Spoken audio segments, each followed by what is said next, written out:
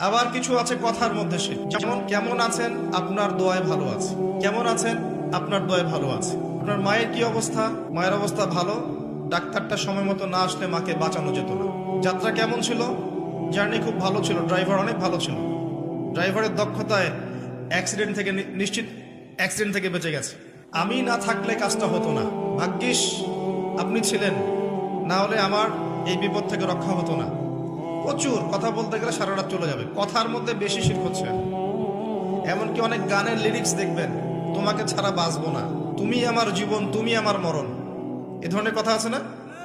আসমান জমিন চন্দ্র সূর্য সব তোমার, তোমার জন্য চাঁদ নিয়ে এসে দিব, চাঁদে বাড়ি বানাবো, কত কথা।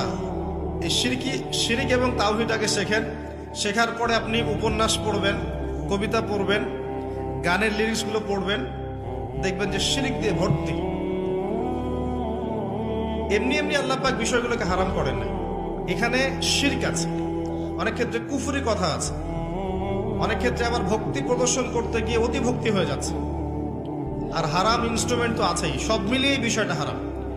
তার উপরে আবার এটা আপনার সময় কিল করবে এবং আপনাকে আল্লাহর জিকির থেকে সরিয়ে দেবে। যখন আপনি এগুলোর মধ্যে ডুবে যাবেন, ওই মোমেন্টে আপনি আল্লাহকে ডাকতে পারবেন না, ওই সময়টা ওরা খেয়ে ফেললো। সব মিলিয়ে বিষয়টা হারাম। তো এরকম কথায় অনেক শিরক হয়।